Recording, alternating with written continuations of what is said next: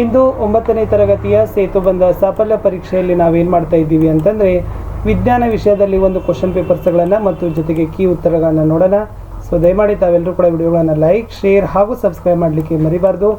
9ನೇ ತರಗತಿಯಲ್ಲಿ ಭಾಳಷ್ಟು ರೀತಿಯಾಗಿರ್ತಕ್ಕಂಥ ಕ್ವಶನ್ ಪೇಪರ್ಸ್ಗಳನ್ನು, ಆಮೇಲೆ ಪಾಠಗಳ ಕನ್ನಡ, ಹಿಂದಿ, ಸಮಾಜ ವಿಜ್ಞಾನ, ಇಂಗ್ಲೀಷ್ನ ಕ್ವಶನ್ ಪೇಪರ್ ಕೀ ಆನ್ಸರ್ಸ್ಗಳನ್ನು ಸಹಿತ ಹಾಕ್ತಾ ಇದ್ದೀವಿ. ಅವುಗಳನ್ನು ಸಹಿತ ನೋಡಿ ಲೈಕ್, ಶೇರ್ ಹಾಗೂ ಸಬ್ಸ್ಕ್ರೈಬ್ ಮಾಡಲಿಕ್ಕೆ ಮರಿಬೇಡಿ ಅಂತ ಹೇಳ್ತಾ ಸೇತುಬಂಧ ಸಾಫಲ್ಯ ಪರೀಕ್ಷೆ ಪ್ರಶ್ನೆ ಪತ್ರಿಕೆ 9ನೇ ತರಗತಿ ವಿಜ್ಞಾನ. ಇದು ಕಲಿಕಾಂಶ ಸಂಖ್ಯೆ ಇದೆ, ಇದು ಪ್ರಶ್ನೆ ಸಂಖ್ಯೆ ಇದೆ. ಸೊ ಏಕಕೋಶ ಜೀವಿಗಳು ಎಂದರೇನು? ಜೀವಕೋಶದ 3 ಪ್ರಮುಖ ಭಾಗಗಳನ್ನು ಹೆಸರಿಸಿರಿ. 2ನೇ ಪ್ರಶ್ನೆ ಇದೆ.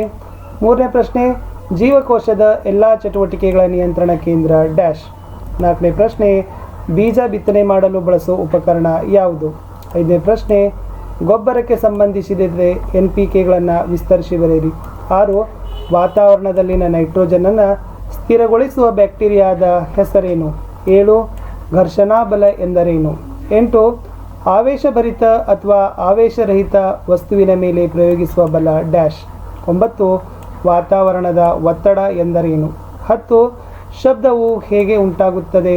11, ಒಂದು ವಸ್ತು 1 ಸೆಕೆಂಡಿನಲ್ಲಿ 20 ಬಾರಿ ಕಂಪಿಸಿದರೆ ಅದರ ಆವೃತ್ತಿ ಎಷ್ಟು? 12, ಮಾನವನ ಕಿವಿಯ ಶ್ರವ್ಯ ಆವೃತ್ತಿ ಎಷ್ಟು? 13, ಶಾಬ್ದನ ಎಂದರೇನು? 14, ಫಾಸ್ಫರಸ್ ಅನ್ನು ಡ್ಯಾಶ್ನಲ್ಲಿ ಸಂಗ್ರಹಿಸಿ ಇಡ್ತಾರೆ. 15ನೇ ಪ್ರಶ್ನೆ, ಲೋಹಗಳ ಯಾವುದಾದರೂ 2 ಉಪಯೋಗಗಳನ್ನು ಬರೀರಿ. 16, ಹಾಲು ಮೊಸರಾಗಲು ಕಾರಣವಾದ ಸೂಕ್ಷ್ಮಜೀವಿ ಯಾವುದು? 17, ಸಿಡುಬು ರೋಗಕ್ಕೆ ಲಸಿಕೆ ಕಂಡುಹಿಡಿದ ವಿಜ್ಞಾನಿ ಯಾರು? 18, ಸಾಂಕ್ರಾಮಿಕ ರೋಗಗಳು ಎಂದರೇನು? ಉದಾಹರಣೆ ಕೊಡಿ. 19, ಪತನ ಕೋನವು ಡ್ಯಾಶ್ ಕೋನಕ್ಕೆ ಸಮವಾಗಿರ್ತದೆ. 20, ಸಾಮಾನ್ಯ ವ್ಯಕ್ತಿ ಪುಸ್ತಕವನ್ನು ಓದುವಾಗ ಪುಸ್ತಕ ಹಾಗೂ ಕಣ್ಣಿನ ನಡುವೆ ಇರಬೇಕಾದ ಕನಿಷ್ಠ ಅಂತರ ಡ್ಯಾಶ್. ಮುಂದಿನ ಪ್ರಶ್ನೆ, ಇರುಳು ಗುರುಡು ಯಾವ ವಿಟಮಿನ್ ಕೊರತೆಯಿಂದ ಬರ್ತದೆ? 22, ಕ್ಷುದ್ರಗ್ರಹಗಳು ಎಂದರೇನು? 23, ಜೀವಿಗಳಿರುವ ಏಕೈಕ ಗ್ರಹ ಯಾವುದು? 24, ಭೂಮಿಯ ನೈಸರ್ಗಿಕ ಉಪಗ್ರಹ ಯಾವುದು? ಇಷ್ಟು 24 ಪ್ರಶ್ನೆಗಳನ್ನು ನಾವೇನು ಮಾಡಿದ್ದೀವಿ ಅಂತಂದರೆ ನಿಮ್ಮ ಕಲಿಕಾ ಅಂಶಗಳಾಗಿರ್ಬೋದು ಅಥವಾ ಬುನಾದಿ ಸಾಮರ್ಥ್ಯಗಳ ಮೇಲೆ ಆಗಿರ್ಬೋದು ಒಂದು ಪ್ರಶ್ನೆ ಪತ್ರಿಕೆಯನ್ನು ರೆಡಿಯನ್ನು ಮಾಡಿದ್ದೀವಿ. ಇನ್ನು ಇದೇ ಪ್ರಶ್ನೆ ಪತ್ರಿಕೆಯಲ್ಲಿ ನಾವೇನು ಮಾಡೋಣ ಅಂತಂದರೆ ಕೀ ಉತ್ತರಗಳನ್ನು ನೋಡೋಣ. ಸೊ ಏನೆಲ್ಲ ಉತ್ತರಗಳು ಸರಿಯಾಗಿದ್ದಾವೆ ಅಂತ.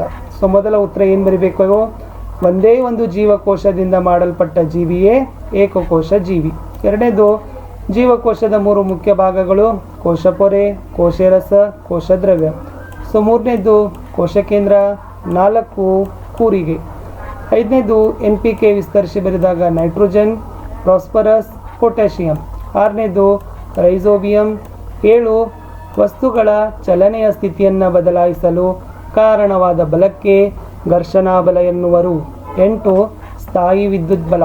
9, ವಾತಾವರಣದ ಗಾಳಿಯು ಹಾಕುವ ಒತ್ತಡಕ್ಕೆ ವಾತಾವರಣದ ಒತ್ತಡ ಅಂತ ಕರಿತೀವಿ. 10ನೇದು, ಶಬ್ದ ಕಂಪನಗಳಿಂದ ಉಂಟಾಗ್ತದೆ.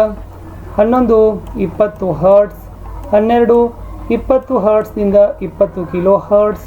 13ನೇ ಉತ್ತರ, ಲೋಹಗಳನ್ನು ಗಟ್ಟಿಯಾದ ವಸ್ತುವಿನಿಂದ ಬಡಿದಾಗ ಶಬ್ದ ಉಂಟು ಮಾಡುವ ಗುಣಕ್ಕೆ ಶಾಬ್ದನ ಅಂತ ಕರಿತೀವಿ. 14ನೇ ಉತ್ತರ, ನೀರಿನಲ್ಲಿ. 15, ವಾಹನಗಳ ಯಂತ್ರಗಳು, ಗಡಿಯಾರ, ಆಭರಣಗಳ ತಯಾರಿಕೆಯಲ್ಲಿ ಬಳಸ್ತಾರೆ.